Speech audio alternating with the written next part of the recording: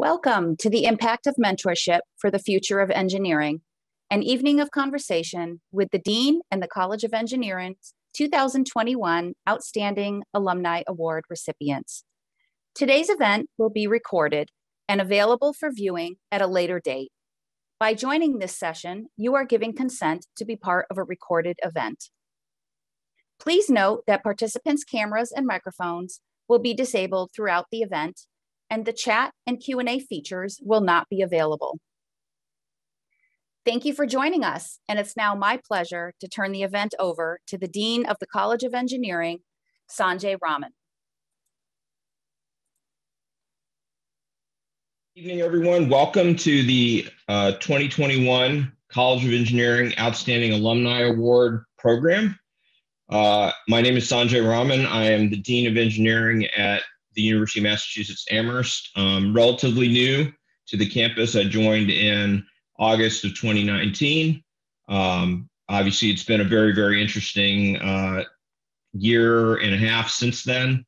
But we are looking forward to getting through the pandemic and getting back to a more normal fall of 2021. Obviously, in the spring of 2020, we did not have the opportunity to celebrate the Outstanding Alumni Awardees that year due to the pandemic, but we're very excited to be able to do that today and recognize these outstanding alums and their contributions to engineering and our university. So let me just briefly describe what's going to happen tonight. First, we're going to have the awarding and recognition of our outstanding alumni awardees. We have two categories that we'll hear about in a second. There is the Distinguished Alumni Award and the Outstanding Young Alumni Award. And I'll talk to you in a few minutes about how we distinguish those two awards.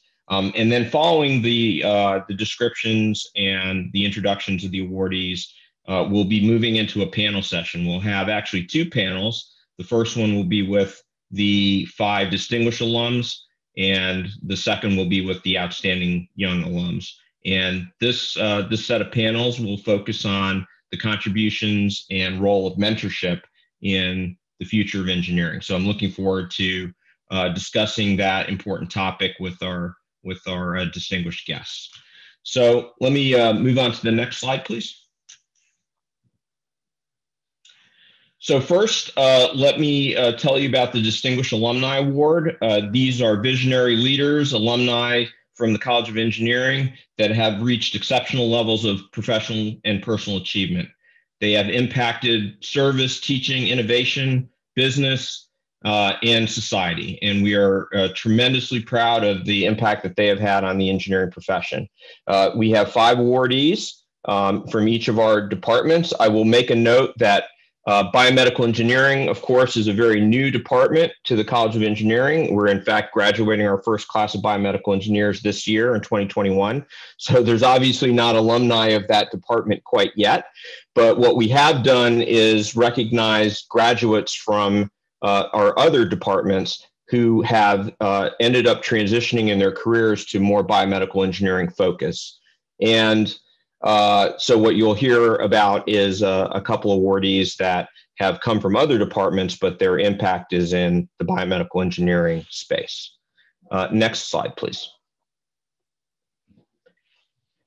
Our outstanding young alumni are young professionals that are in the early stages of their careers, nominally with 10 years since receiving their PhD degrees from the University of Massachusetts Amherst, or 15 years out from receiving their undergraduate degrees or their master's degrees from UMass Amherst. And this award recognizes the great potential and professional achievements of these young professionals as they are launching their careers and starting to make tremendous impact on the Commonwealth, the nation, and the world. So with that, I'm going to turn it over to my colleagues, the department heads of the 5 departments at the College of Engineering at UMass Amherst to introduce their awardees. And let me introduce Professor Michael Henson, the Department Head of Chemical Engineering. So thank you so much. I really appreciate everyone being here. Like Sanjay said, I'm Mike Henson. I'm the head of chemical engineering. I've only been the head since January. So this is actually my first group of alumni awardees. So I'm very excited to be here tonight to introduce them to you. I think we all regret that we can't hold this event in person. I'm certainly looking forward to meeting all the award winners on campus in the not too distant future.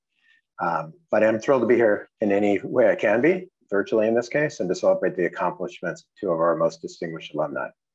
So let me start with the 2021 Distinguished Alumni Awardee. That's Christine Seymour. It's my honor to introduce her tonight. I've had the pleasure of meeting Christine several times. She's a member of our Industrial Advisory Board. After receiving her BS degree in chemical engineering from Lehigh in 1989, she enrolled in the PhD program at UMass in chemical engineering.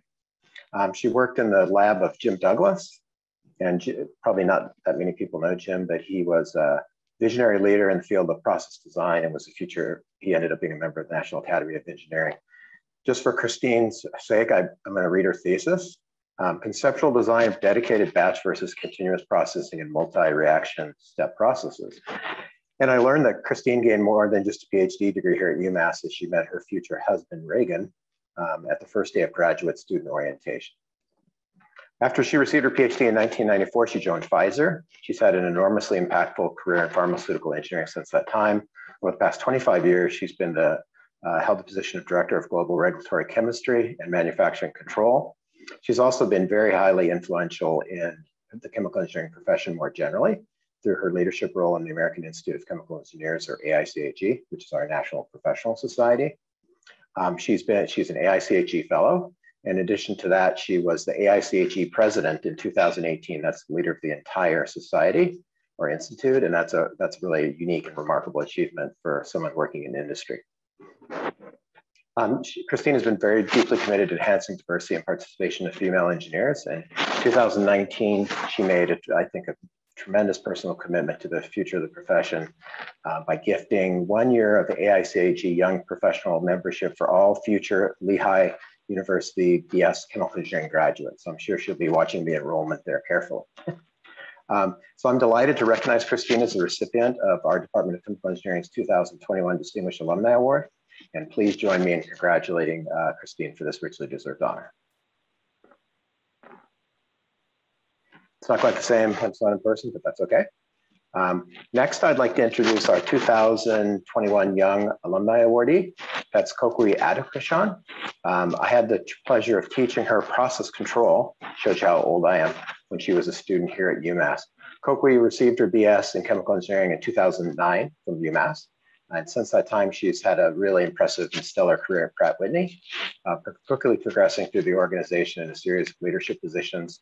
Her current position is Associate Director, CIPT Leader, Geared Turbofan Engine Program at Pratt Whitney. In 2017, she was recognized as the Pratt Whitney STEP, which is Science, Technology, Engineering, and Production Ahead Emerging Leader. And looks like she got a little restless because in 2014, she got an MBA from WPI. So I guess she didn't want to get bored by not doing enough. She's never forgotten her UMass experience, and she continues to give back to the university in numerous ways. In 2019, she was keynote speaker at the Women in Engineering and Computing Day here at UMass. And more recently, she's generously agreed to serve as a member of the College of Engineering Dean's Advisory Council. She's been with the dean all day today, in fact. She's very passionate, Kokui, about mentoring young engineers and speaking to high school students about STEM. I like the way she phrased it to me, as she calls it, paying it forward. And I think she represents a new generation of engineers that recognize their roles in advancing the profession, not only technically, but also through diversity, equity, and inclusion. So I'm honored to recognize Kokui as the recipient of Department of Chemical Engineering's 2021 Young Alumni Award. And please join me in congratulating Kokui for this much deserved honor. Okay, great. So John Tobiason, Department Head of Civil and Environmental Engineering. Thank you, Sanjay, and good evening. Yes, I'm John Tobiason, Professor and Head of the Department of Civil and Environmental Engineering. I've worked here for 34 years, been ahead a couple of years. So this is my second awardee group, but first one at all with an interaction. So I'm looking forward to seeing everybody on campus, as everybody is in the future. It's my distinct honor to introduce our awardees from the Department of Civil and Environmental Engineering.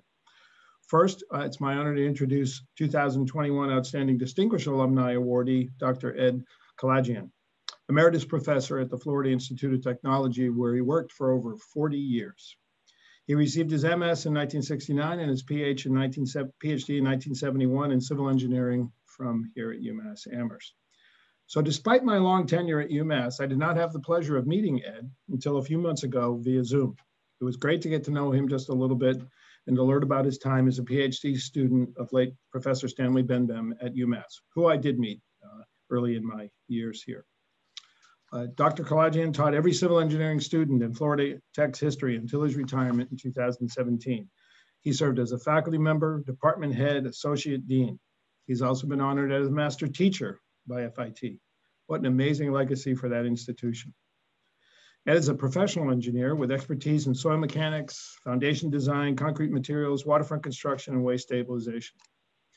Ed has a long history of service to the American Society of Civil Engineers, for example, and to ABET, our accreditation organization, serving as an on-site evaluator.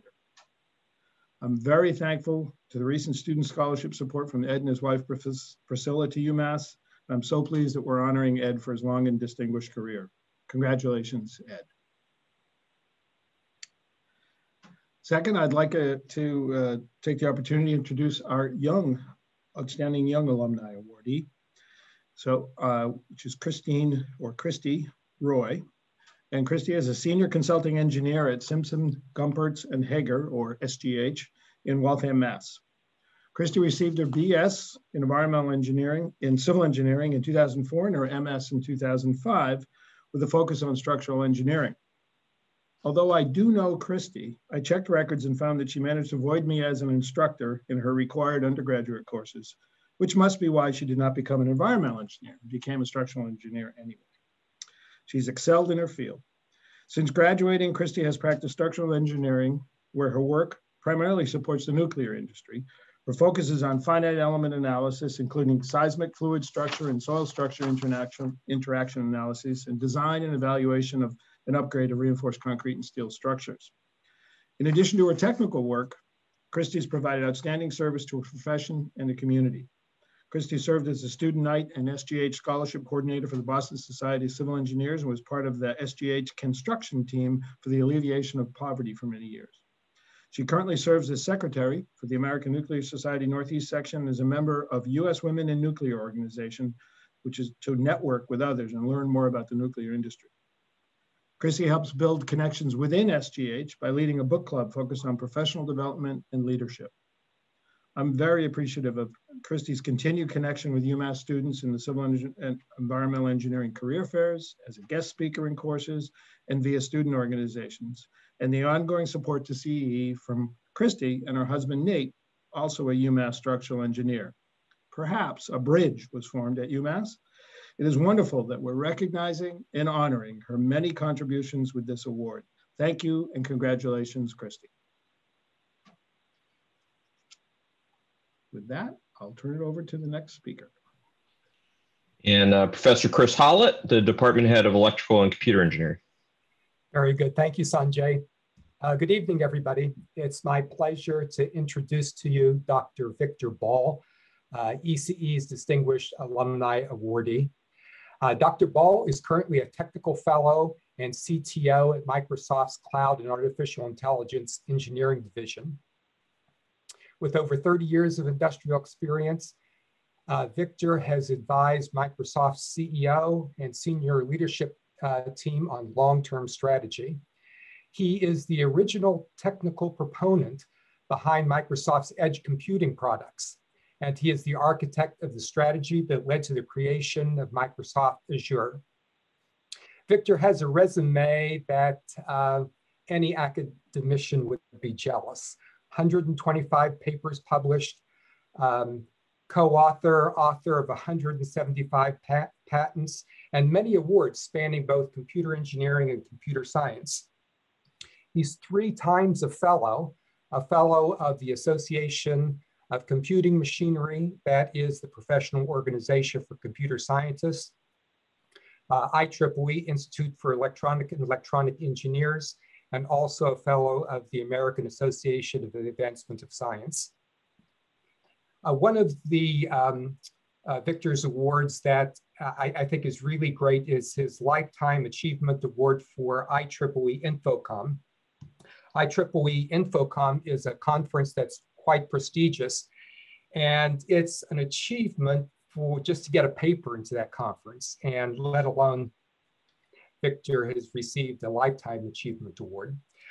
As a note, Victor got his PhD back in the late 90s, and if I've got it correctly, he did it almost remotely.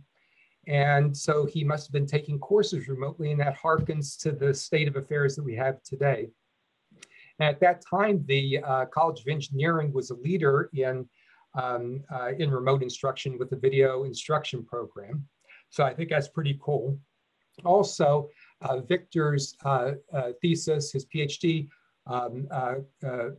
crossed both computer engineering and computer science. And so, that's a great thing to see the strong interdisciplinary relationship that we still have today with computer science. And personally, I wanted to thank Victor for your early support for HackUMass, the student-led hackathon on campus. We are, next fall, will be on our 8th HackUMass 8, and we had a virtual hackathon this year that attracted over 700 students. It was quite successful. So congratulations, Victor.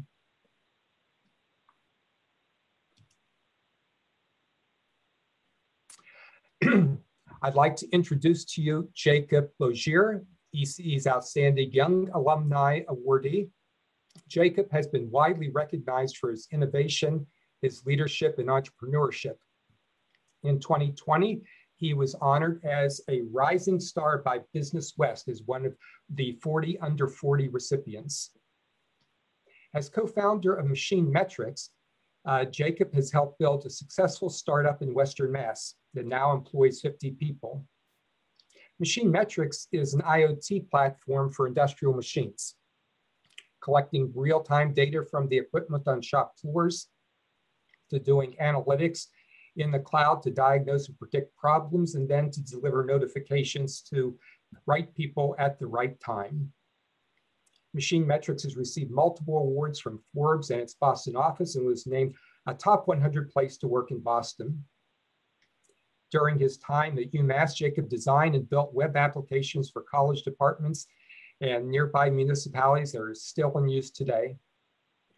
Jacob, I went back and took a look at what your senior design project was, and maybe you remember it was Automate, an automated chessboard. And just to let you know, we have a senior design project this year called Magic Chess, which has that same idea. And I also want to thank you for your contributions to our hackathon. So thank you very much. Congratulations, Jacob, and congratulations to all the awardees today.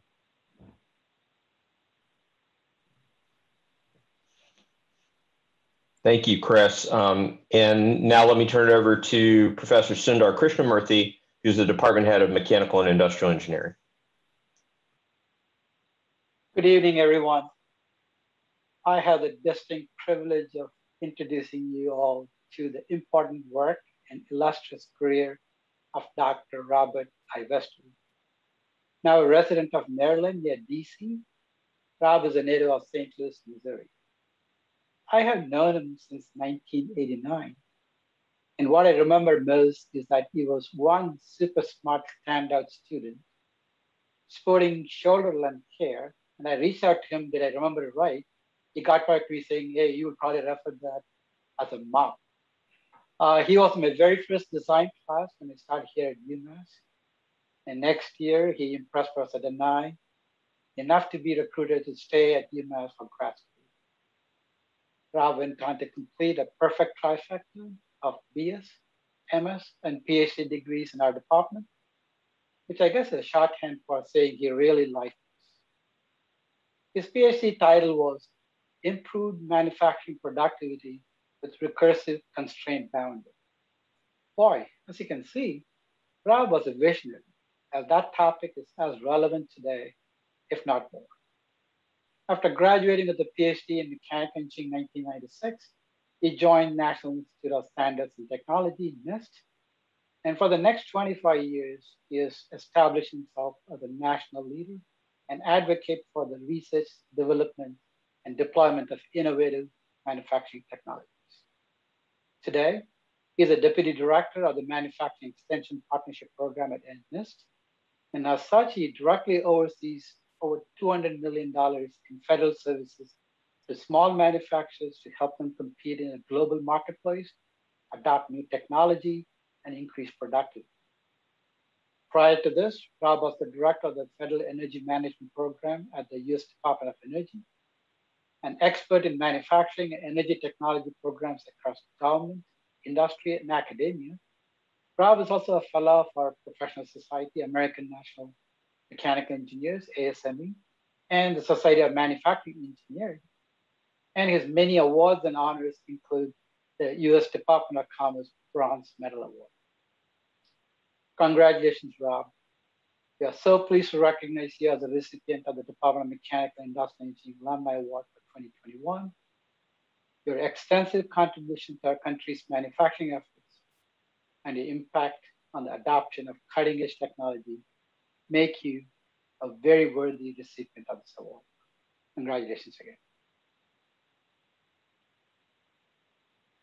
And now I would like to announce the winner of the Department of Mechanical and Industrial Engineering's Young Alumni Award. Our recipient this year is Dr. Banashe Syed Agazadeh. She completed a PhD in 2015 in mechanical engineering, and the thesis was on vortex-induced vibration of structures with broken symmetry. While her work has a wide range of applications in power transmission lines, towing cables, and undersea pipelines, I guess it's most applicable to our vibrant offshore wind energy program because of its use to stabilize offshore floating platforms. She followed her PhD work by a distinguished stint in our department as a postdoctoral researcher and then as a lecturer. I guess this is shorthand for saying that we really didn't want to let it go. It is abundantly clear that the feeling is mutual. This is what Banashe had to say about her stay at UMass. Quote, on a nice summer sunny day, I walked into UMass Amherst with my whole life packed into 2 suitcases, carrying my ambitious dreams. And years later, I left with those dreams realized. Amherst became my second home, with the snowy days never disappointed remind me of my hometown. Banashe started her career with a bang. She was the first endowed assistant professor at Miami University.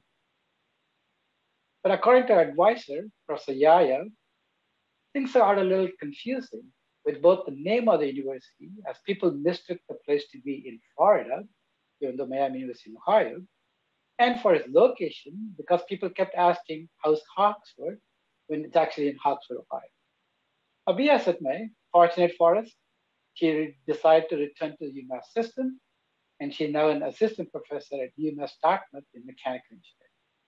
I guess it's truly homecoming. To state that she has been successful at UMass would be an understatement, as she just received a $500,000 award from the Office of Naval Research for her research into biomedical sensors with augmented sensitivity for ocean sensing applications.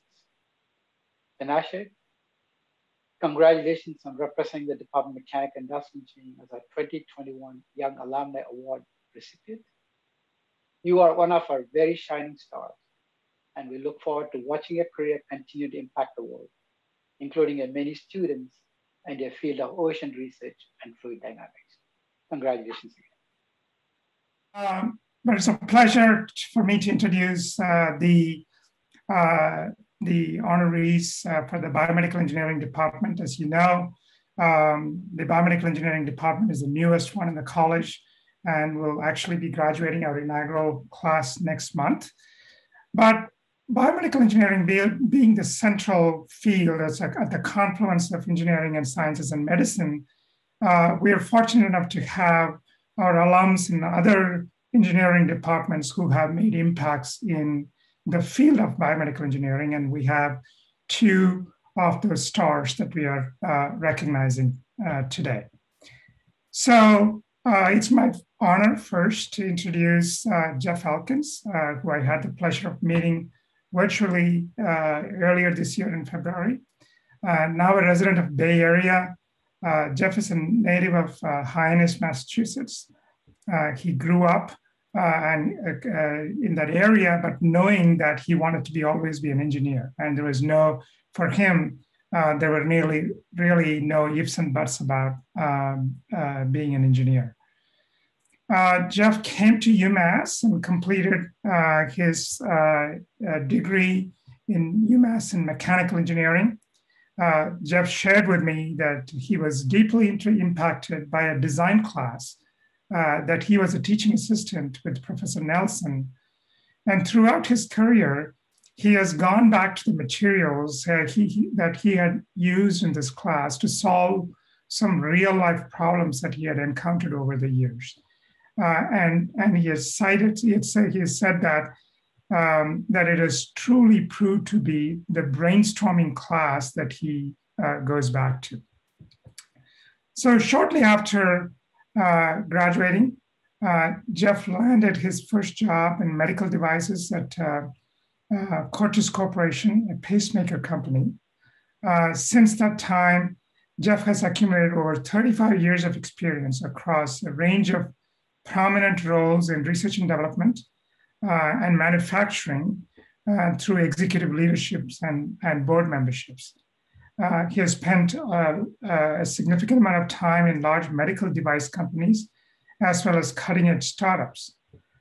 Today, Jeff is a CEO and director at Intervene Incorporated, a venture capital and strategic investor-backed medical startup company focused on emerging field of chronic venous insufficiency.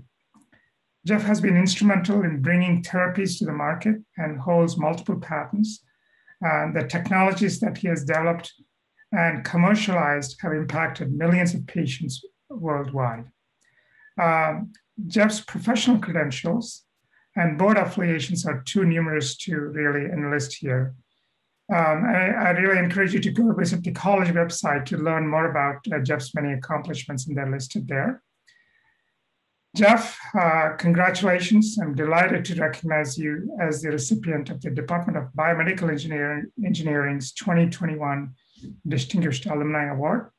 Your extensive contributions and the impact in the field of medical devices, and therefore on making people healthier, are surely worthy of this recognition. Next, I would like to recognize our Young Alumni Award, Biomedical Engineering's Young Alumni Award for 2021. And I'm pleased to announce our recipient, Akshaya Shanmugam. Akshaya is a self-declared engineering by training and entrepreneur at heart. This entrepreneur at heart part particularly, I had the personal opportunity to observe myself on multiple occasions while she was on campus. Because around the time that she was a grad student, I was trying to launch a company for my own group, and I end up in these entrepreneur meetings, and I have ran into actually in many of those meetings, and she was a very active participant. So she completed her master's in electrical and computer engineering in 2012, followed that with a PhD in 2015, with a concentration in VLSI, CAD, and embedded systems. Her research was focused on developing point-of-care disease screening and health monitoring systems. While at UMass, Akshaya was also a recipient of numerous awards and recognition. So this is not the first one that she's getting in UMass, Haluchi Fellowship, Ting Wei Tang Award, David Wolf Prize, Glass Family Demonstration Award, and for 2 consecutive years, the Eisenberg Scholar Award, which actually recognizes students who are interested in both in academics as well as in the entrepreneurship interface. Akshaya launched her career by co-founding and serving as the CEO of LUM Incorporated, where she developed software for wearable devices designed to help smokers quit. The device can sense movements and predict a relapse, triggering a support message encouraging them not to light up. Today, she's part of a team at Intuitive Surgical that is pushing the boundaries of robo-assisted endoluminal platform for minimally invasive peripheral lung biopsy. So perhaps you already recognized her name as Akshaya was also selected by Forbes 30 Under 30 Healthcare, as well as MedTech Boston's 40 Under 40 Healthcare Innovators List. Akshaya, we are profoundly proud of what you have already accomplished and are very much looking forward to watching you continue to impact this field. Congratulations on representing the Department of Biomedical Engineering as our 2021 Young Alumni recipient. Sanjay, back to you. Thank you, Ty. Thank you to all the department heads in the College of Engineering for those great introductions and great celebrations of our Outstanding Alumni Awards. Just join me again virtually in congratulating all of them in this achievement. We're so proud to have you all as outstanding alumni and the class of 2021. And we're looking forward to the opportunity to see you all in person on campus and continue to learn from you all. So now we are going to have a series of conversations with our outstanding alumni awardees. As I mentioned, first a conversation with the distinguished alums, and then a conversation with the outstanding young alums. So we'll go for the next about 35 minutes with the distinguished alumni awards, and then we'll transition. We'll have a short break, and we'll transition to a conversation with the outstanding young alumni awards. So we are again talking about the impact of mentoring and mentorship on engineering and the engineers of the future.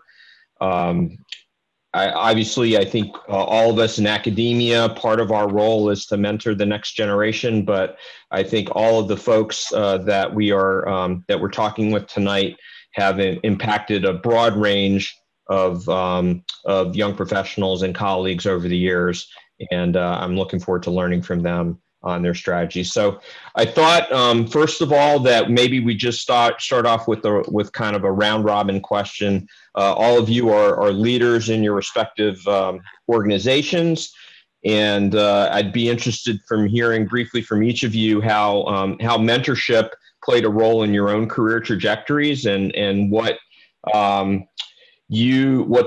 strategies you may have employed in mentoring the next generation. Maybe we'll just go around.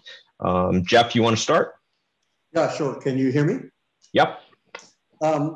My situation is probably a little bit lucky in that the first mentor I met at the Burlington Marriott on my interview, job interview, and to this very day we're friends and still vacation together.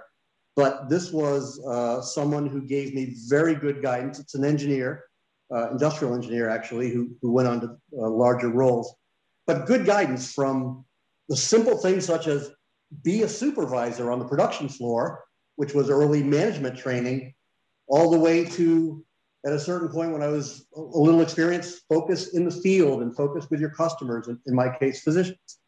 But I've also sort of had a lot of tough love, and it's something that I found very valuable to get red-penned documents and really honest and timely feedback at early stages.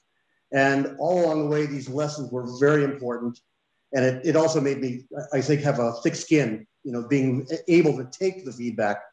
But two more mentors Also in the world of startups would focus on being prepared for the roller coaster ride that we have, or the trials and tribulations of when in my world, when patients get injured or things don't go well. But it was a huge impact, including right down to saying California was a land of opportunity. We should come to the Bay Area. So very lucky timing on my part. Yeah, thanks, Jeff. Robert? Thank you. Mentorship was tremendously important to me in my career progression, especially at the early stages. And I see that my PhD advisor, Professor Denai, is here. He was extraordinarily influential in me in a wide number of ways that I don't have time to go into. But I think one of the most important was he really helped me improve clarity in communications, both written and oral. Along the lines of what Jeffrey said, you know, at times it wasn't always feedback that was easy to receive because it seemed more red ink on the paper than black when I got it back. But at the same time, you know, once I got through it and understood what I was really receiving as feedback, it was extraordinarily valuable, and really helped me develop and improve my ability to communicate. And I think that that's been something that's really helped me in my career progression. And then I think that, you know, looking later in my career, you know, one of the really important aspects of learning to be a leader, learning to help others. It's not about being in charge. It's not about having the authority to make decisions.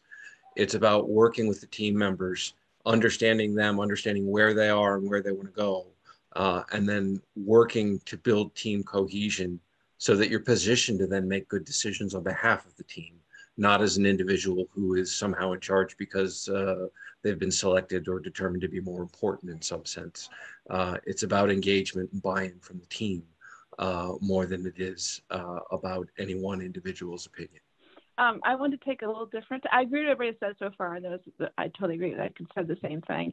But I also wanted to say I was very lucky early in my career. I've been very active in my professional society, American Institute of Chemical Engineers. I was encouraged early on in my career to do that and supported doing that. And it gave me opportunity to do things like try leadership, speaking in public, taking leadership roles that weren't an opportunity to me yet in my company.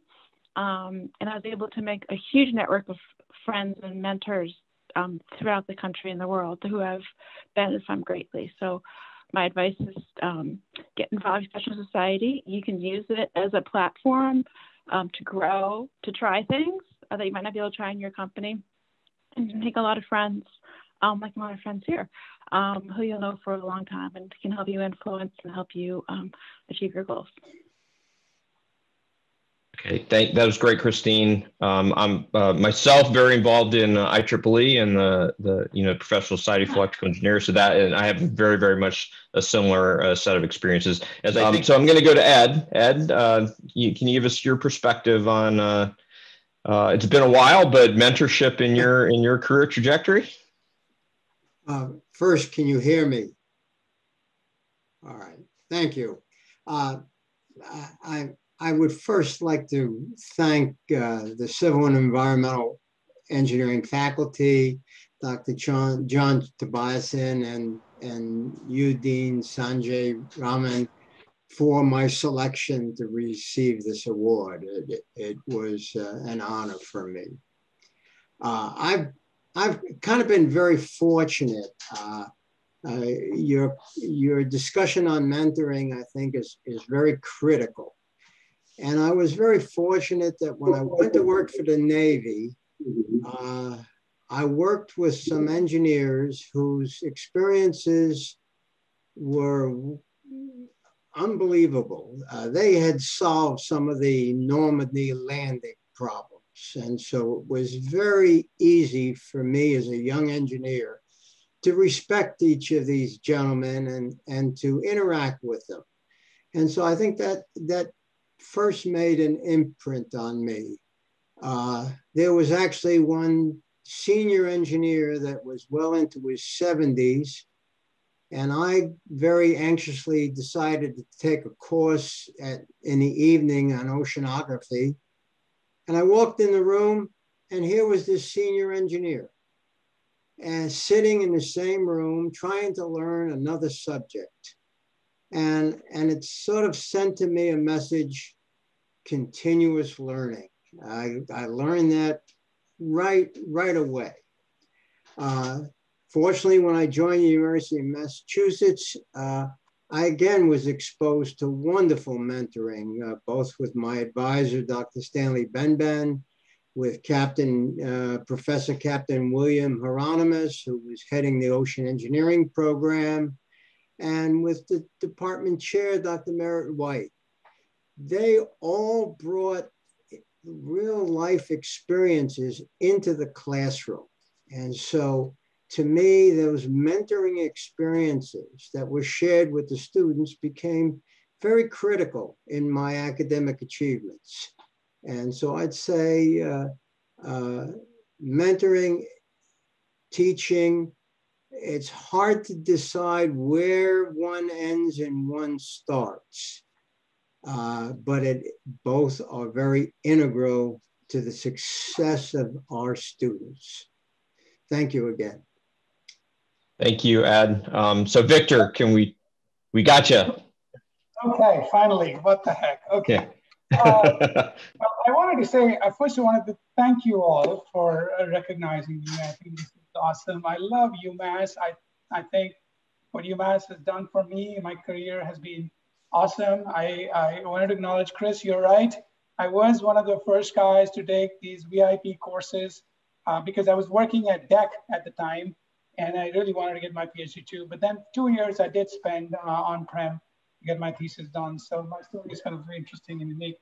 So on the topic in hand, in terms of mentorship, I think as I reflect back on my life, I think there were a lot of people who were mentors, knowingly or unknowingly to me, or unknowingly to them, I would say. And I learned quite a bit from them. So early on in my life, I learned to love what I do. It was really important. I had a cousin, a brother who was much, much older than I was. He was a professor in physics. And he used to tell me, you know, there should be a place you can go, which is separate from your family, your life, your everything, that you can just go and involve deeply in that stuff and love it, which I did. Then as time, excuse me, wrong time for this. As I grew older, I learned from Chuck Thacker, who has passed away. He was a Turing Award winner in computer science, that's equivalent to a Nobel Prize. And he told me how time was so much precious than anything else I had. And I had to optimize everything towards time and less towards some of the other things. Then further on, there was Robert Lichtley. He was my first manager in DEC. And he taught me that going deep and really understanding and knowledge and being a real good engineer will go a long way in getting the respect of the people that you're going to lead eventually. So that was sort of important too. Then Dan Ling, who was the head of Microsoft Research when I first joined, basically would ask me what was holding me back. Why was I not just completely flourishing or just going for the sky? And since then, I have actually given talks to many people, including new assistant professors and researchers around, and I always ask them, are you working on something that'll get you the Turing Award? And the answer often is that they can seriously say no. And then the question is, you have to reflect, why is that? Why are you pandering so much to small things and incremental stuff and looking at your career rather than just going big? So I learned a lot from that, and that sort of helped me too. From other people like Greg Wallace, I learned how to hire the best, spend the most amount of time as you look for people, find the gems, hire them, and then get out of the way for them. So I can go on, but I'm sure others have a lot to say. I will say though that one of the other things that I've applied in my life quite a bit has been something I learned from The Godfather, which is that you help as many people as you can, and you help as much as you can, and the satisfaction that you get out of that is actually equivalent to any other individual satisfaction that you might get. So I'll just stop here. Thank you. Well, we could probably end just on that quote, but we have more time, and I think we have more to learn. So I think one of the things that it just sort of worked out that this way, that we have distinguished alums on this panel that are coming from large company perspective, startup, early stage company perspective, government perspective, academic perspective. So I guess I'm interested in, and again, we can kind of go around, but I'm interested in how mentoring programs work in big companies. Maybe Victor and Christine, you sort of might be able to weigh in on that. Government from Robert, and then sort of the early stage view, Jeff, if you could bring that bring that perspective. I think academia, we sort of understand kind of the structure, but maybe on the corporate side, you guys could just maybe take a few minutes to talk about large co. How does it work? How does it work in early stage? Maybe how does it work in government? Right. So let me go first, and then yeah, in Microsoft, we actually take this very, very seriously, in the sense, lots of time and effort is spent at the leadership levels to think about this subject, because at some level, the company is here for the long term. We expect to be here for the next 20, 30 years, and rarely, and so you have to grow the new generation of leaders all the time. So at every level in the company, we want mentors. We want mentors who are peer mentors who've been around for a little bit longer, but they're similar age group and everything, to people who are career mentors, to people who are technology mentors. And so it is this is not a mandate, but nevertheless, the company provides resources. It provides training material for people who want to mentor. One of the interesting things that I have found in my journey is that people actually want to help. There is no dearth of people who want to help. So when you actually make it easier for them to figure out how they can help, then they do gravitate towards that. So we provide training, we provide a sort of metrics of how they should think. We provide help with scheduling between folks.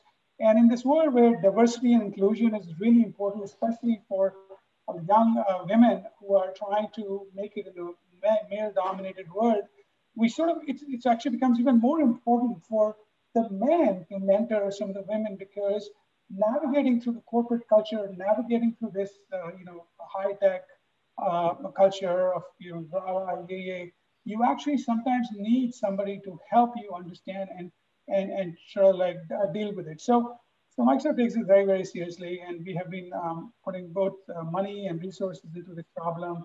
And at every level, every leader, for example, I myself am encouraged. Not only I have a big group, but nevertheless, I actually go and mentor people who are not in my group as well. So yeah. Yeah, gotcha. Hey, Christine, so could you talk about big co from your perspective, or large co from your perspective? But could you also take on the diversity angle, because you're the one female engineer on this panel, and what are the challenges in terms of mentoring both male employees and female employees from your perspective? Okay, sure. One of the advantages of big companies, we have so many different programs that there are a lot of programs. Sometimes you find the right one for you. We have different programs. We have a program for people of Asian descent, for growth and leadership development. We have different networks at the company. There's local networking and mentoring, formal and informal. So there's a whole lot. You kind of have to figure out which one you want to be, and there's almost only two to do. So that's kind of the advantage of big companies, lots of different programs, and ones that fit you the best. So kind of my perspective is we mentor within the department. I mentor within the site. I had another female engineer, chemical engineer, and I put together a networking event for the new chemical engineer females in our site before COVID. Had a reception, and then I was surprised some of them reached out to me to go to lunch. I was like, sure, and then they asked me to mentor them, which I thought was really fabulous. Because they're a really big site. They're off in a lab in a different building. I would never kind of bump into them. So that was really great to meet them and work with them. We also have a huge summer intern program. where we mentor students for that in summer, but also it continues on throughout the year after that and through their career. So there's lots of opportunities at all different levels for mentorship. Do you want to take on the challenges of in terms of female engineers in a male-dominated culture? Sure. At least at present. So yep. So I'm kind of fearless. It kind of doesn't bother me that I'm the female on the panel. I'm kind of like I want my seat at the table and I'm going to take it. So I'm kind of not bothered by being the only female. I'm kind of one of the star. I'm not intimidated by it in a room being only female. I think it's kind of attitude you have to kind of have. I'll take my seat at the table. Kind of casual these days. You guys are all dressed up. We're working from home now for more than a year, so pretty casual. But usually I'm dressed to the T, usually in a bright color, and I sit there with my big jewelry. And I'm definitely very female. I'm not intimidated. I'm not just wearing gray like the men do. And the advantage of being at a big company, a big site, there's lots of different people that you can get to mentor you or be mentored by, and also some different parts of the company. Even on the site, there's all kinds of different roles that you can be mentored by.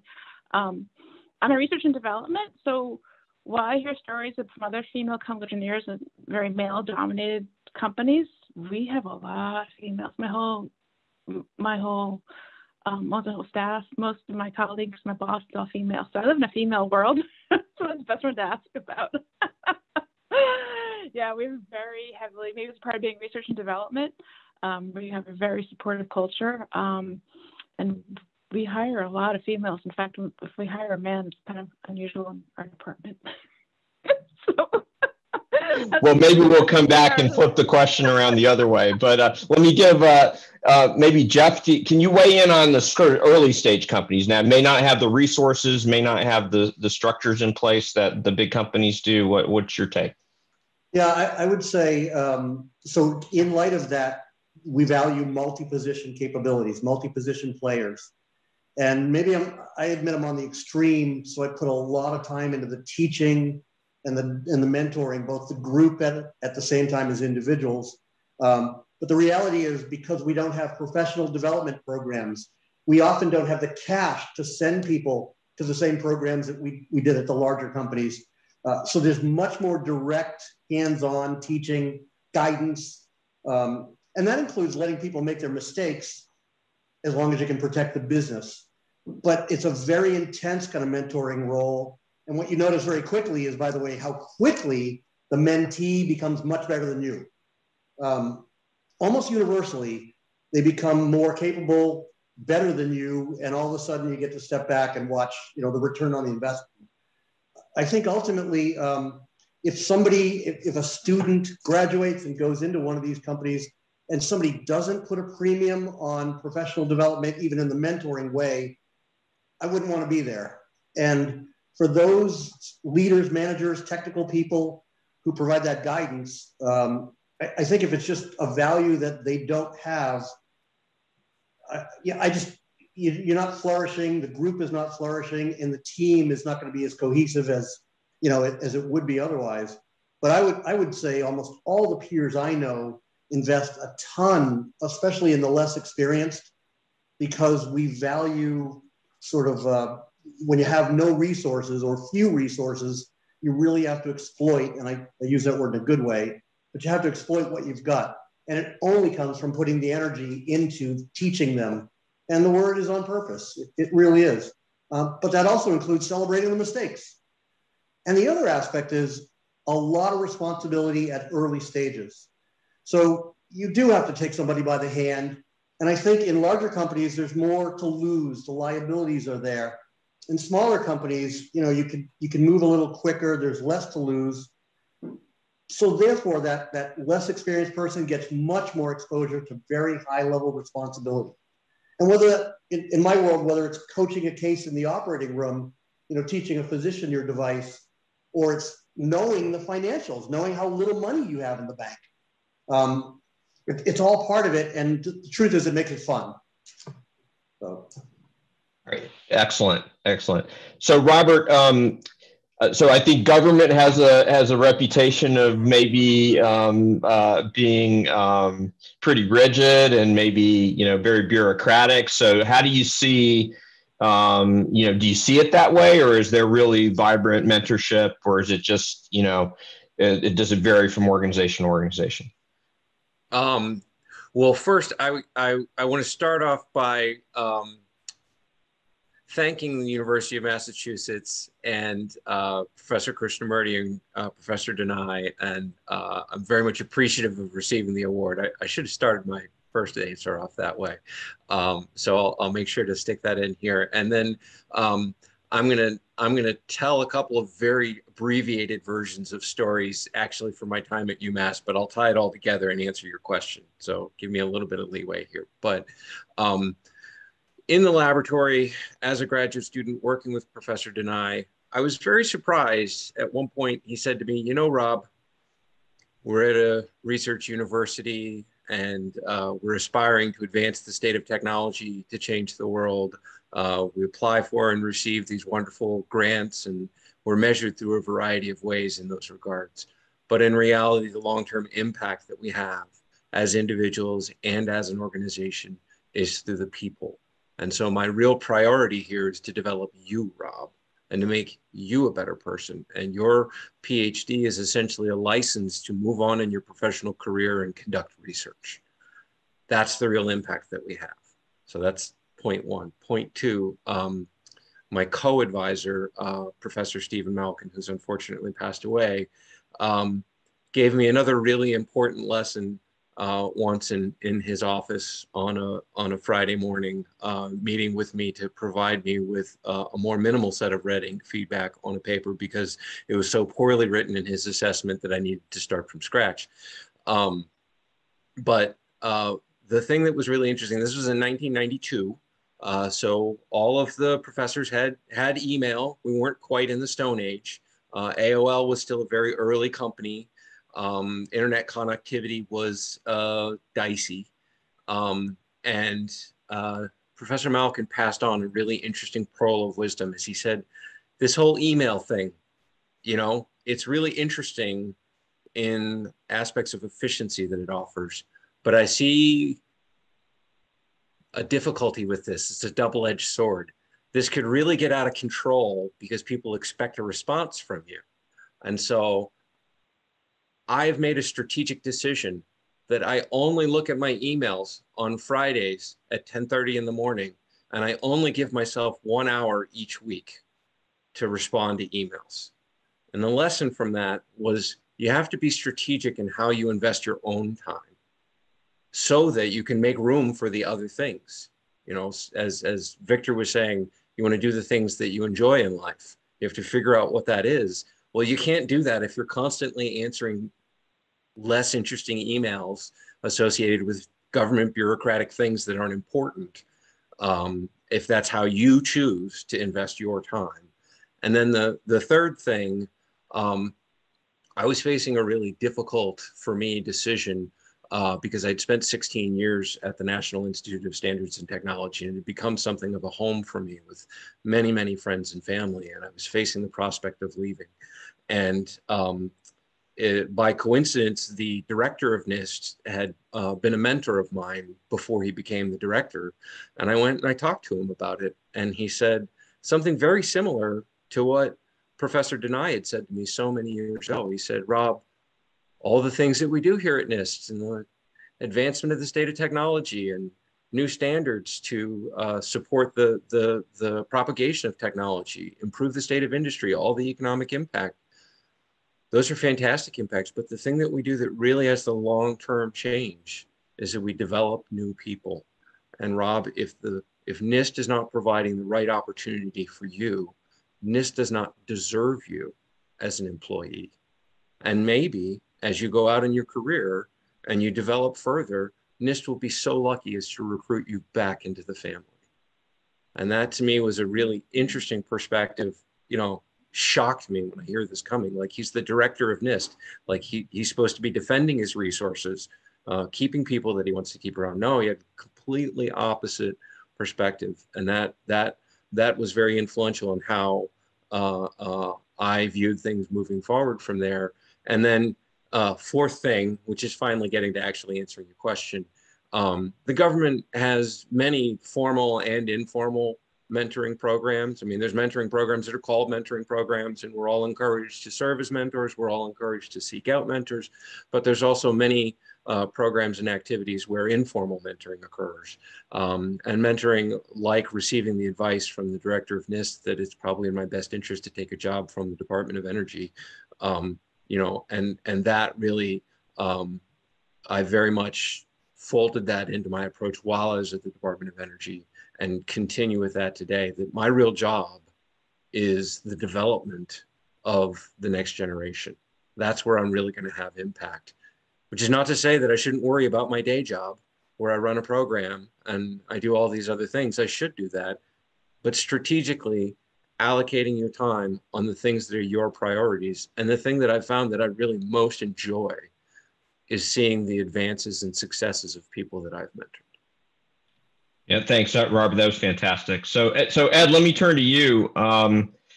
So I think actually a number of the things Robert just talked about from the sort of the government lab perspective, I think apply to academia as well. But I'm wondering if you could maybe contrast or compare to what you would view as academic mentorship, and also have you had situations where there are students or postdoctoral fellows that are working with you that you think really need mentorship, but they're resistant to it? And how did you handle that?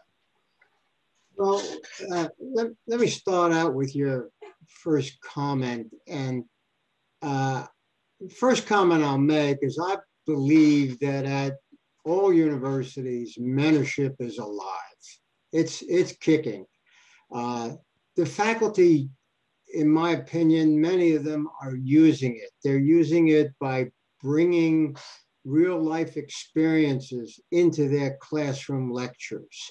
And to me, that becomes mentorship. All of a sudden, the student starts to enjoy the material a little bit more and starts to be more successful. And student success is very important because that improves university success. It improves the respect that the universities get from both their students and from their colleagues. So I think that becomes quite important. I'm not sure I see much difference in the mentorship that was described previously between academia and business and government. And when I did work for the government, essentially my first 2 years were in a mentoring program. It was a very formalized program. And we were mentored from the viewpoint that every 6 months, our job at the Naval Facilities Engineering Command was changed. We were moved to another section to work under other people, mainly to get different philosophies. And learning those philosophies, I think, became very critical. I think the dilemma that faculty sometimes are faced with is, do they have enough experience to actually mentor? Can they share?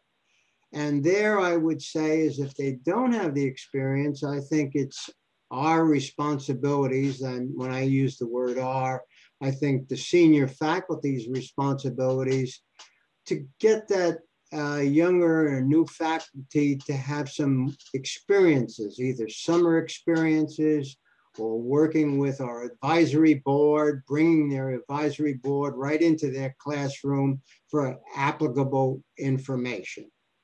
Now, on your comment or question, did I ever really feel like students were rebelling against membership? And my answer would be unquestionably no.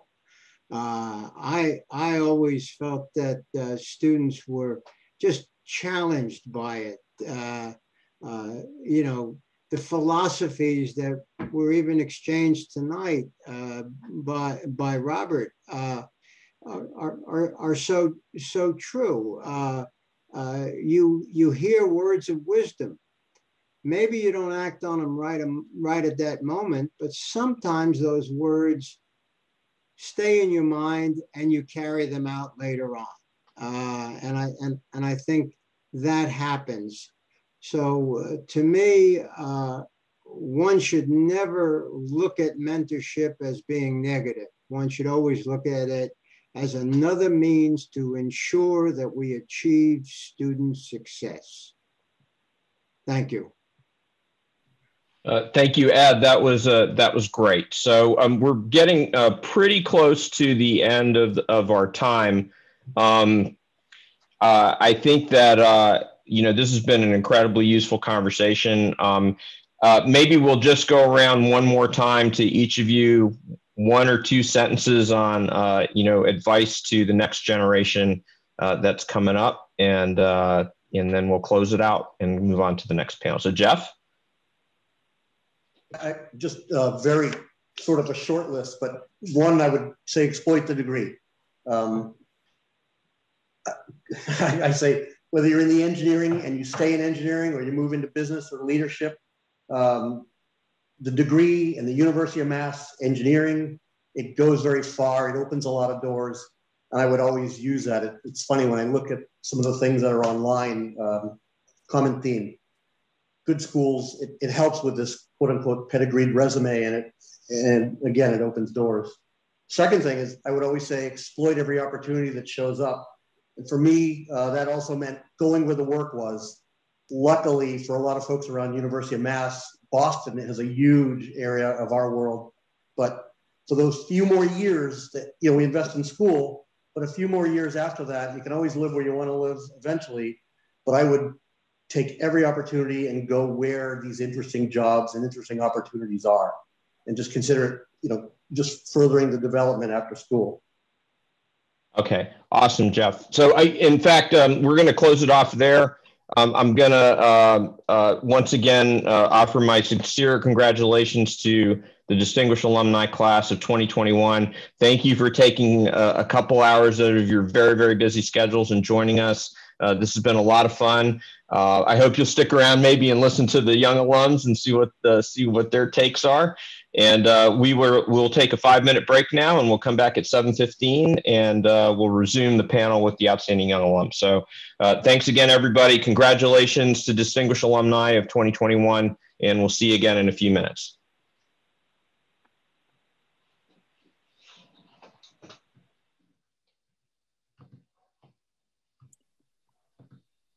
Welcome to the second half of the Impact of Mentorship for the Future of Engineering. It's my pleasure to turn the event over to the Dean of the College of Engineering, Sanjay Rahman, who will introduce the second half of the program with the Outstanding Young Alumni Award recipients. Thank you so much. Welcome back, everyone. You just want to click to the next slide. So just a reminder, we'll be having a continued conversation on the role of mentorship in the next generation of engineers. And I'm very pleased to be joined by our 2021 Outstanding Young Alumni Awardees. I am sorry to report that Christine Roy was not able to join us tonight, but the other 4 are here with us, and I look forward to a robust conversation following on from the great conversation we just had with the distinguished alums. So let's get started. Oh, okay, there we go. Thank you. Thank you so much. So again, Outstanding Young Alumni of 2021, welcome back. Thank you for joining us. Congratulations again. Looking forward to this conversation, and I thought we'd kind of start off in a similar way. If maybe we'll just go around the room, and if you could talk about the role of mentorship in your career trajectory thus far, and maybe some perspectives on to generalize sort of Generation Z. What do you see as sort of the new challenges for mentoring the next generation? So maybe hey, I'm gonna move to Jacob, and we'll get the audio sorted out for Kokwi. First, thank you very much. What an honor, really. This is very appreciated. I really thank you for that. So I've been so lucky to really work with incredibly talented people throughout my career. One thing I remember early on, I've had a number of very technically strong and thoughtful leaders. And I remember a senior architect, he asked me to actually review his code, which was the most daunting task because it was this huge project that he was rebuilding an entire area of the product. And he asked me to review the code, but not only that, learn it to a level and then present it to the entire engineering team. It was terrifying, but he sat with me regularly. We worked through the code, and eventually I was able to explain it, maybe a thin layer of it that I actually understood to the team, but it was such a good learning experience. Later on, I really had a lot of really good, strong team building and collaboration focused leaders that I learned a lot from on the people side, people management, and working with people and really mentoring them and helping them work together as groups is a completely different skill set. And it really is important to figure out how you can balance the two. I think that's really powerful. As far as the Gen Z, remote is here to stay for a large portion of what we're doing. Machine Metrics, when we started our company, we started it in Northampton, Massachusetts, and we grew to a point where we really wanted to expand our talent. So we added a Boston office, and it started to grow in that area too. But with the pandemic, we all went remote. Everybody was remote, of course. And we really started to adopt that. When we were Northampton and Boston, we collaborated with each other remotely, but we were still two independent offices. But we got really good at using collaborative tools like Slack and Zoom to work closely together. So remote is here to stay. And if you're thinking the mentorship angle, we're in the process of hiring a large addition to our team, a lot of junior, fresh out of school students, new people to their careers. We're going to have to figure that out. What's the right process for mentoring these people when you've never actually met them in person? We've been doing it all year long. Yeah, that's really interesting, and maybe we'll come back and revisit that because I think that may be a really important takeaway from this discussion. But let's move on to Akshaya. Hello, thank you so much. This is an absolute honor. I'm really excited to be here.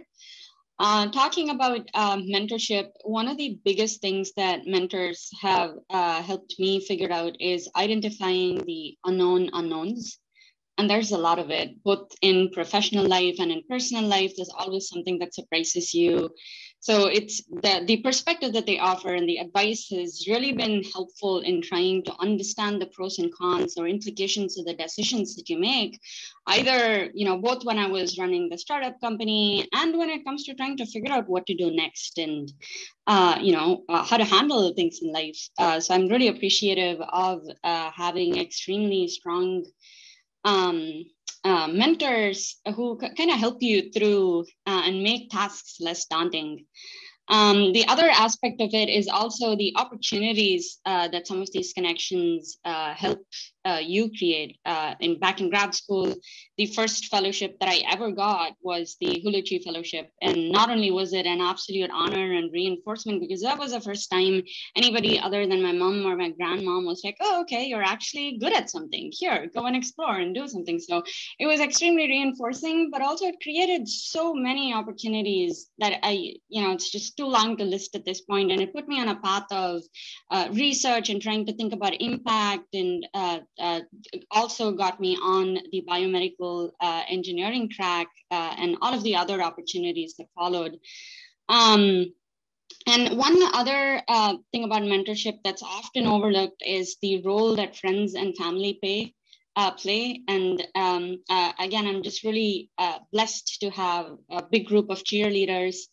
My mom, my dad, my sister, a whole bunch of friends, and my husband, they've all been there encouraging me to do crazy things and try stuff out, even if it doesn't work. So it's extremely valuable to have that support for you to go and explore and do things. And the other aspect of mentorship, which kind of surprised me, was how much I learned by mentoring other people. And talking about Gen Z, I mean, there's so much perspective that they bring and so many things that I've learned from them, which also helped me evolve as a person. So all in all, I'm just really glad and blessed and grateful for all of the mentors that still continue to somehow have me around and put up with me. So yeah, it's been great. Excellent. So Banafsha? Yeah. Sure, thank you, Dean Sanjay. I just wanted to start with, as others, thanking the UMass Amherst community for this recognition, especially my department chair, Dr. Sundar, and my PhD advisor, Dr. Ieee, who I see him in the audience as well, for believing in me and nominating me for this great recognition. Thanks so much.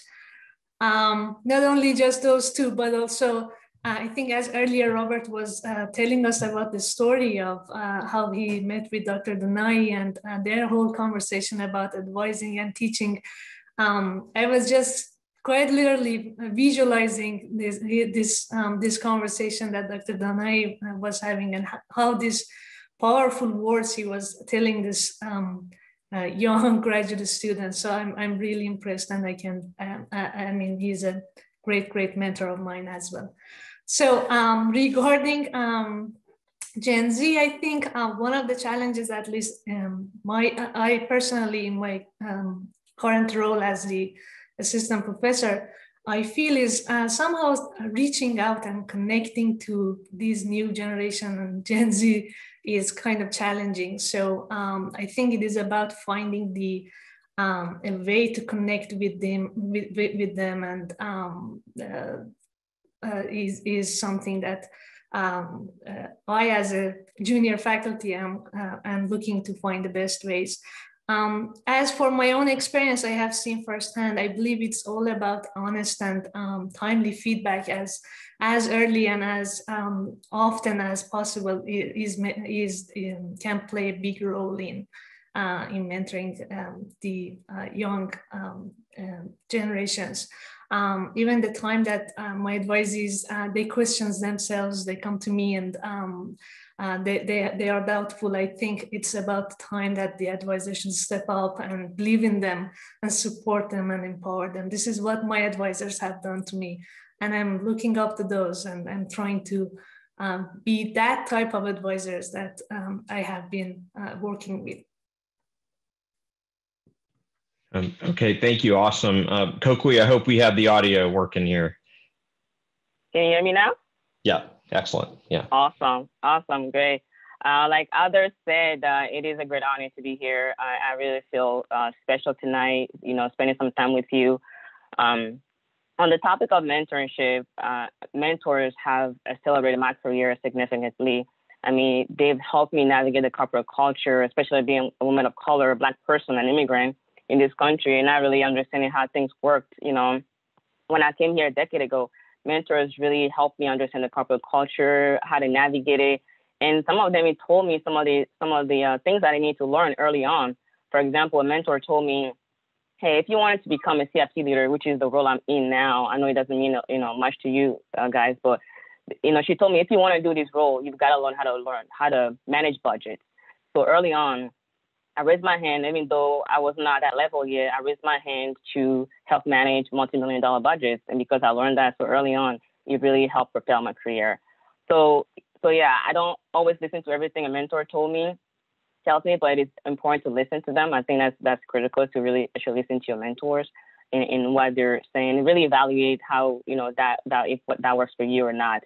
In terms of the next generation, I think that the next generation, it is challenging to reach them, but I think we can reach them by, being visible, by being there and supporting them, and also definitely encouraging them.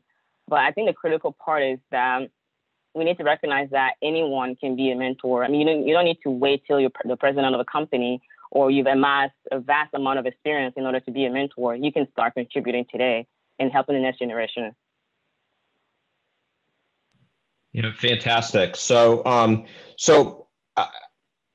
I'd like to hone in a little bit, particularly with you, Akshaya, Banafsa, and Kokui, on really from the point of view of women and women of color in, at least currently male-dominated, majority-dominated, corporate cultures.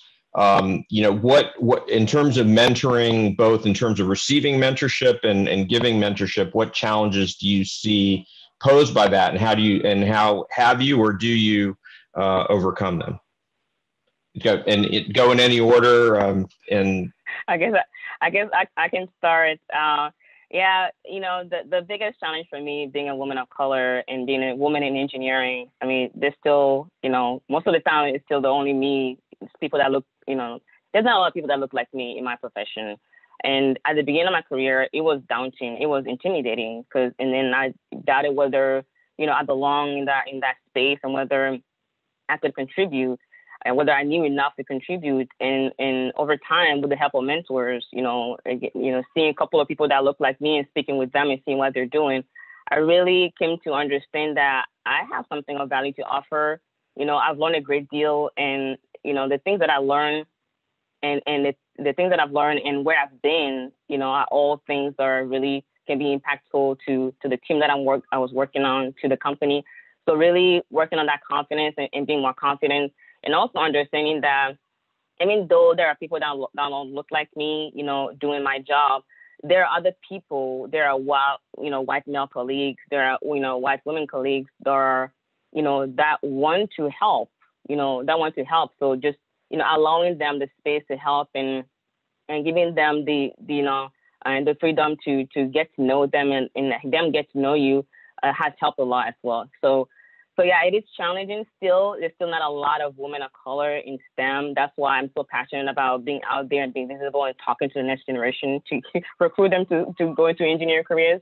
But yeah, it is okay to lean on other people that don't look like you, because most of the time they just want to help. Banafsha or Akshaya? All right, I'll go Either next. Yeah, I really resonated with Christine's response to this question. I don't hold back. If there's something that I want to do, if it's something that I'm interested in, I just go for it, because what do I have to lose, right? At the end of the day, even if it doesn't go as planned, there's still so much that I've learned from that experience. There's still so many wonderful people that I've had the opportunity to interact with. So in my book, that's a win. But I also believe that no matter your gender, the color of your skin, where you're from or your background, there are always going to be roadblocks. There are always going to be naysayers. And similar to what a lot of the people on the panel today shared, it is important to listen, but the decision is up to you. You are in control of what you decide to do or not do. So I feel it's important to,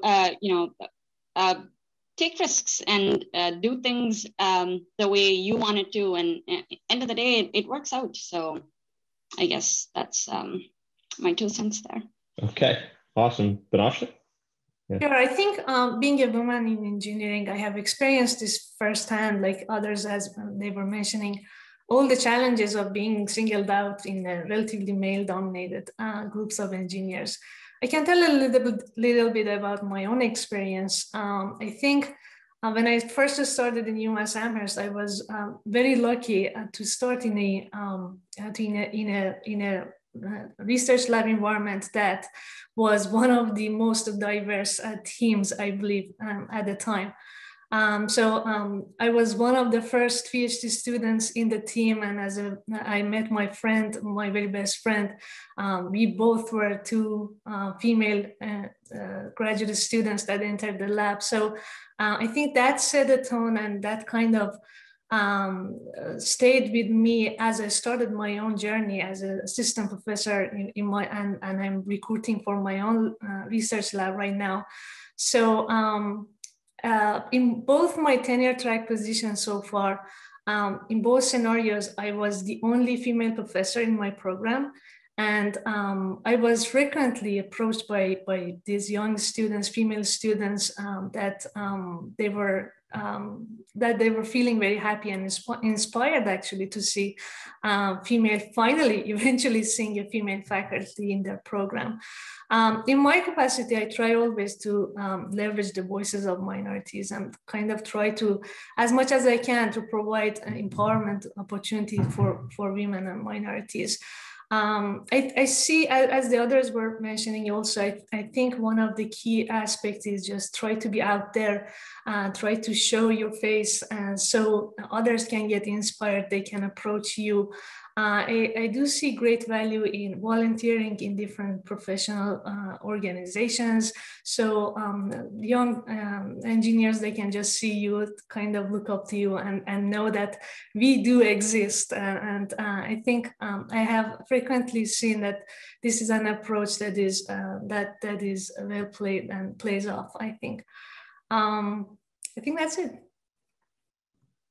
That's excellent. Thank you. Yeah. And you know, I think from an academic leadership point of view, and I think this is probably true on the corporate side as well. I mean, one of the things obviously we're worried about is that all those burdens are falling on you to be a mentor and to be a role model for women and underrepresented minority students in our departments and our colleges. So I think there is that aspect of, you know, not just you all, but the rest of us have to step up and be mentors for those folks as well. It shouldn't all fall on your shoulders, but we need to get to that world, right?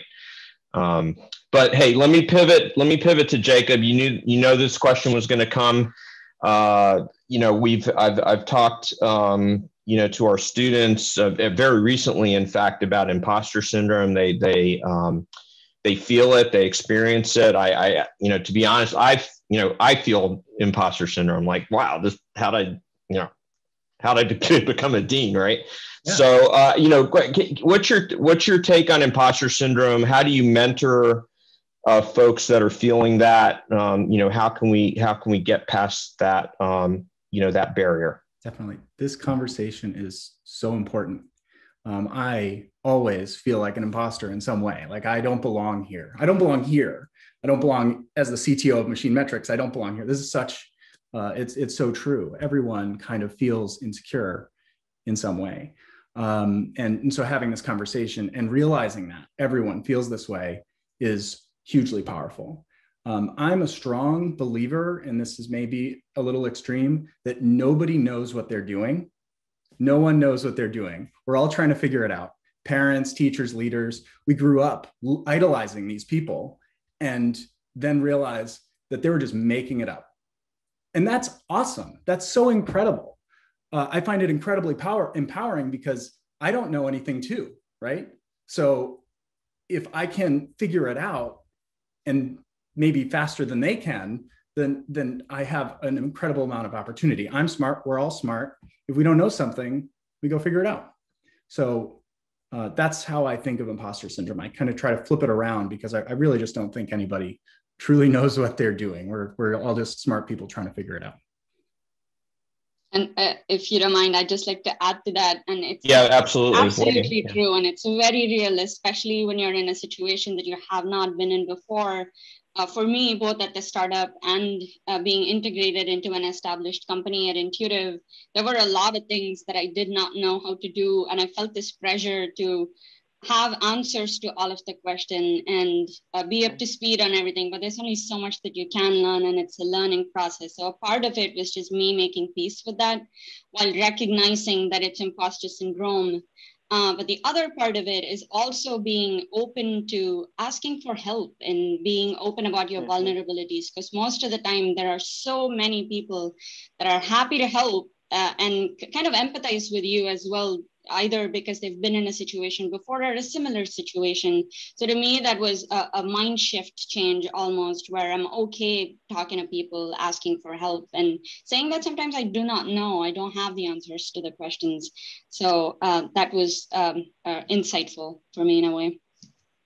Right. If I may add something there as well, those are really great points. You know, ask questions. Nobody knows everything, and I still struggle with that, you know, as well. The other thing I will offer is to really understand your strengths and play them up. You know, most of the time, you know, we're being told to work on your weaknesses, get better. But there are things we're already great at doing, right? There are 5 things that we're really strong at, and then when you take, you know, step back and realize that you have those 5 strengths that you can play up in almost all the situations that you're in, then you start to feel better about what you're doing. And if you don't know what those strengths are, ask your family, ask your friends, take a personality test. you know, and realize that you have certain strengths that you can lean on every single time. Yeah, that's, I mean, I think that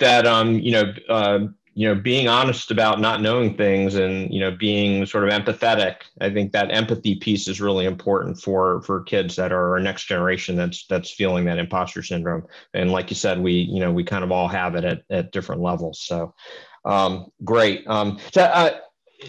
So I think we kind of touched on this a little bit in the earlier discussion about women and minorities in engineering, but I think the other piece I'd be interested in hearing, from particularly Akshaya and Banafsa and Kokwi is the immigrant, international grad student, international, immigrant perspective, and how would you like to see mentoring done for folks that are coming from, a different culture, a different, different international perspective? Any one of you want to weigh in on that? I can start. It is challenging. I didn't realize how challenging it was until I actually did it. When I moved to UMass Amherst for grad school was the first time that I had ever stayed by myself. I stayed with my parents up until that point. So I literally had to figure out adulting while being in grad school. Even simple things like, how do I do laundry? How do I cook and feed myself while taking classes and figuring out grad school? It was very challenging. But again, luckily I had an amazing group of friends, very compassionate professors who understood that first semester is a little tricky and it's not the end of the world if you're not getting all A's in all of the courses. So just that little bit of support and a little bit of empathy went a really, really long way in trying to figure out grad school as a whole. And then there's definitely other challenges associated with it as well. But it was also a lot of fun. Grad school was fantastic. It gave me the opportunity to do a lot of things that I had not done before, like research and being exposed to all of this fantastic cutting edge technology. And UMass was a fantastic platform, especially given how interdisciplinary it was. I was in the electrical engineering department, but my research was biomedical. I had the opportunity to interact with entrepreneurial initiatives on campus, research with food science and nursing. And so it was fantastic. And it was eye-opening in a way that there's just so many opportunities that you can explore and do. So there are other nicer aspects of it too.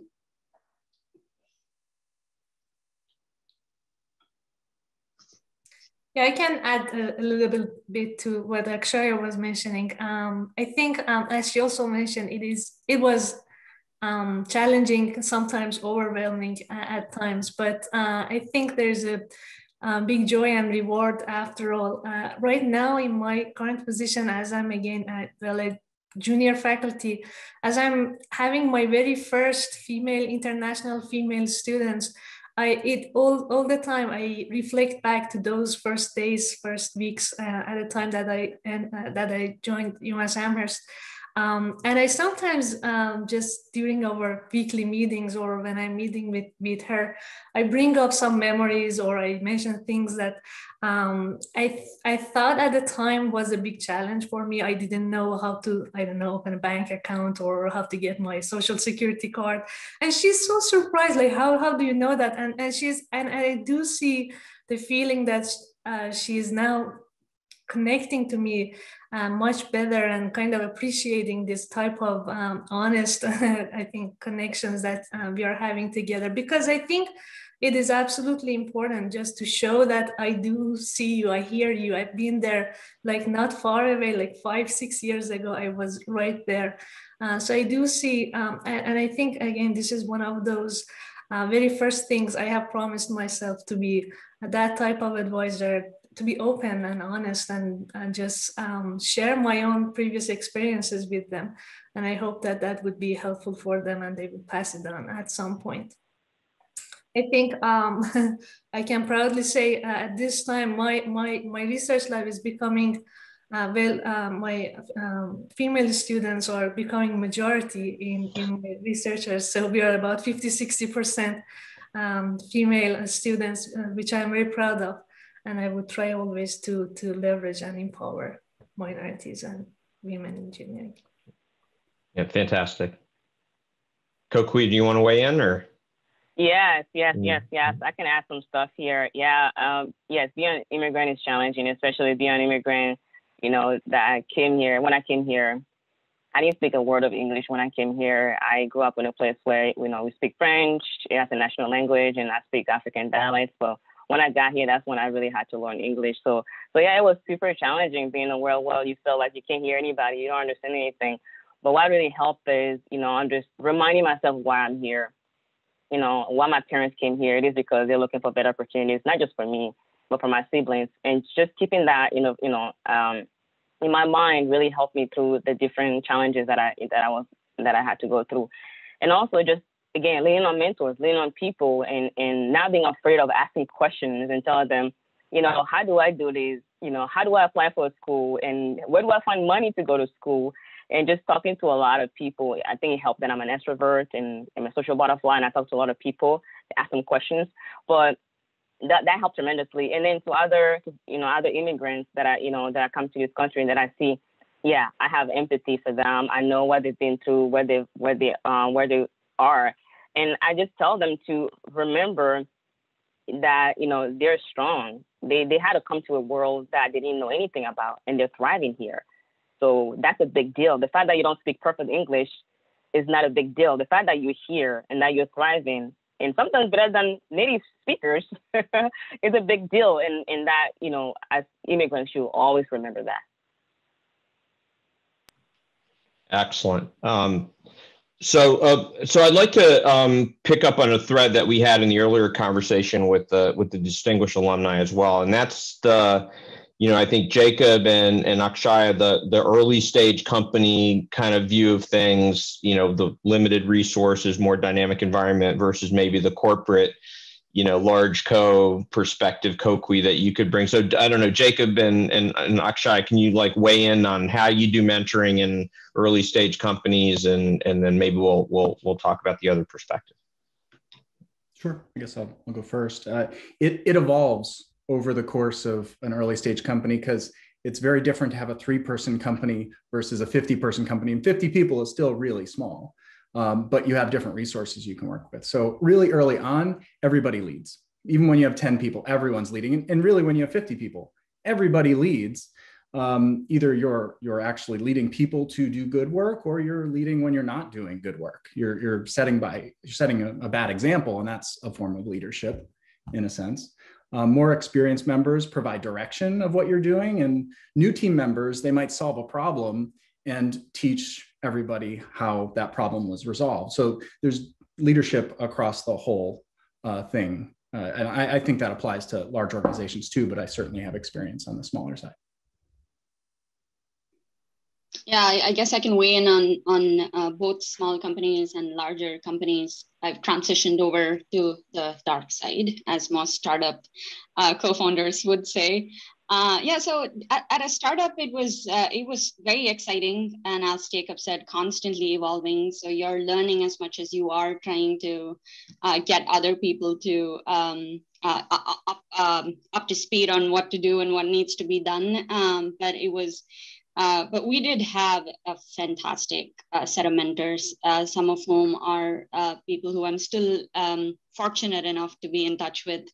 And that's all you had, right? Because when you're a 3-person company or even a 10-person company, you don't have enough resources on board for you to understand all aspects of a business. So mentorship plays an extremely key role in that. And after being in the startup ecosystem for 2 or 3 years, you tend to learn a thing or two. And there was also this, I felt the obligation to pass that along to other startups and aspiring entrepreneurs as a way of, doing what you can to give them a little bit of perspective of what needs to be done, what's coming up for them, which was also a really exciting experience for me, because you also get to meet all of these really impressive, extremely smart people, learn about their technology, and that passion that they have with the problem that they're solving and the ways in which they're improving the world. It's very contagious, and it's hard to not get sucked into that and want to do more of.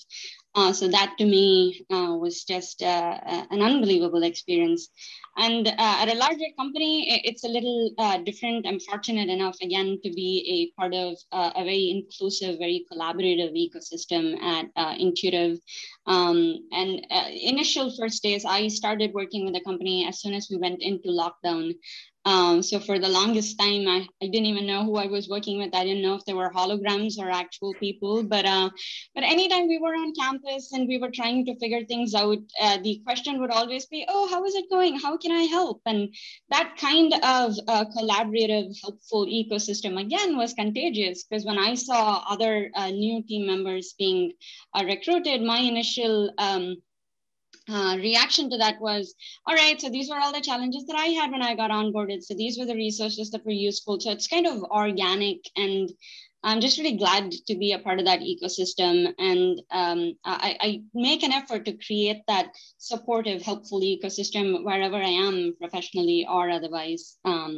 So those are kind of the two sides of startup and large company mentoring that I've experienced. I guess I can add some perspective from my side. My company partnered with me has, I think, over 30,000 employees. So it is a large global company. So we have several formal mentoring programs that employees can go through. And you can also, all the executives and VPs and, almost everyone have open door policies where you can reach them and ask them questions that you may have about your career. So, and we also have formal leadership program. I've been fortunate to go through 2 of those programs. I'm on my 3rd one now, which is excellent. And you get paired with different people at different ranks in the company, and you get to talk to them. And to me, what I find useful is, it is great that they have those formal programs, but I really find it useful to take the time to build relationships with key people. I think that's why it really, makes a difference, because that person can become your confidant almost, and they get to really know you at a deep level. And then you can ask them whether this next assignment really fits you, and what could be the pitfalls and how you can navigate that new assignment that you may be getting. So yeah, I've taken advantage of the formal programs as well, but I find it to be very key to build relationships whenever I can. Oh, excellent. So maybe we can, so I'd like to pivot to work-life balance a little bit, and how, and I think all of you, I don't know, obviously, anything about your personal lives or where you're at, but could you talk about, how do you mentor folks, or how have you been mentored with respect to work-life balance? Maybe just go across Jacob, if you could start. Sure. Wow. So, I mean, I have. I know that's a big topic, right? As a startup, we're working really, really hard. Yeah. Everybody's working hard, but for some reason, when you're just trying to take the plane off, like, there's just a lot of energy that goes into it. I've been fortunate enough to work with a team that we really believe in a whole life, not just work. I have a beautiful daughter, a family and a home, and I'm fortunate enough to live here in Western Massachusetts, and with my extended family as well. So make sure that we have time to be together. But it's really important to take that time. And if you want your life to be all work, as long as you're doing what you love, that's fine. But if you need something more, make sure that you find the right company to be with, whether it's something that you start yourself or something that you join. Make sure that it's something you want to do, and it gives you that balance that you're looking for. Have you had to have the conversation where maybe somebody's kind of out of balance? And Oh yeah. It's really important to recognize that early and ask people to go take a day, go or take next week off. That can happen. Absolutely. Yeah. Okay. Cool. Yeah. Akshay, maybe we'll just go across on the same topic, work-life balance. Sure. Yeah. I'm not quite sure how much perspective I can add there because it's still something that I'm figuring out. So while I was in a part of the startup, it did not exist. It was just work, work, work all the time. But I did have investors tell me, hey, listen, it's important that you take a few days off and focus on something else that's other than work. But it was just not a concept that I could wrap my head around because there's always so much to do. And if you are not doing it, it's not getting done. So I did have trouble trying to step back and take a break. And but now that that I have some healthy distance from it, it is important. It is extremely important to think about work-life balance, whatever that means to you, right? But just to be able to give yourself some time, either me time or time with family, it's important to get that balance. And that's something that I'm being a little more conscious about now as a way of trying to figure that out. But having been in that situation, I also recognize that with some of the founders that I talk to now. So I'm doing my part of giving it back to them and say, hey, I've been in your shoes and I understand what you're going through, but it is important to take some time off and, think about, focus on other aspects of life and it just not all be work all the time. And Banafsha, I know that the untenured assistant professor is a very hardworking individual. So. Correct. Yes, Dean. Yeah. I think those of us in academia can relate to my position right now, which is all about working from early in the morning till late at night, even waking up to some scientific questions at the middle of night. But I think I have been fortunate enough to, at least in my career, in my academic career path, I have been a co-worker with my husband. So we are both in the same department. Even at the time we were in Amherst, we were both postdocs at the same time. So I think his support has been tremendous in just and a driving force for me to move forward. But I can say also in my own experience, when I first started in Amherst, maybe not the first couple of years because I was just so focused on research and I did not really pay attention to how much work and behind the scene my own advisor is dealing with about advising, grant writing, publishing, presenting. The only thing I saw was his passion. This great passion that I think kept him working on all these different aspects of academic career. At the time, I was so overwhelmed when I was deciding about my own career path. I thought, nope, this is not what I'm gonna do. I cannot do that. I cannot enter a research intensive institution. I think my own career path has evolved in a way that has prepared me to where I am right now. I started with my first job at a predominantly undergraduate institution. So the things that were relatively new were advising, mentoring, and teaching at the time.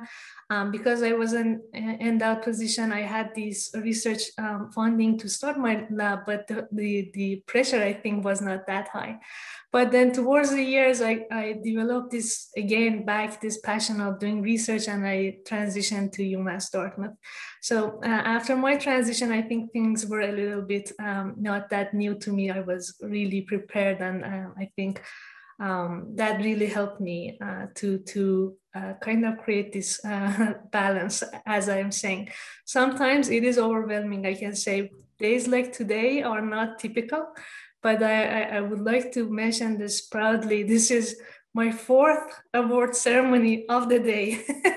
But the previous 3 are all my students who were competing in a national marine energy competition, and they won multiple awards.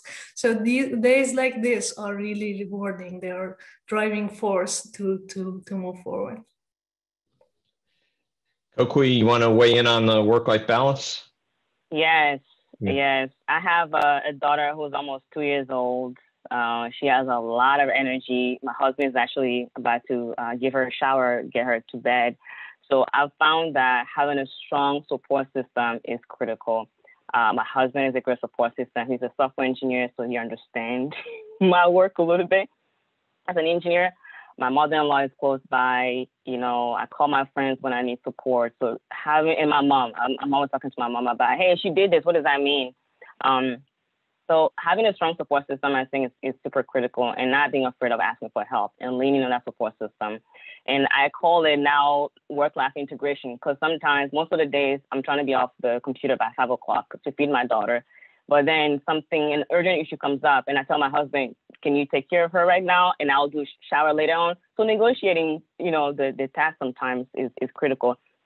And I think the other important thing I've been learning as I, you know, grow my career and now being responsible for a team to 50 to 70 engineers is that you've got to have a strong team. You need to take the time to build your team so that they are strong, they are empowered, they're engaged. You got to take care of them so that when those things comes up, you have the structure in place for them to take care of things, and that you don't have to be the one really running things every single time. If you have an empowered and strong team, they take care of the work themselves. The structure's in place. An issue comes up, they know what to do.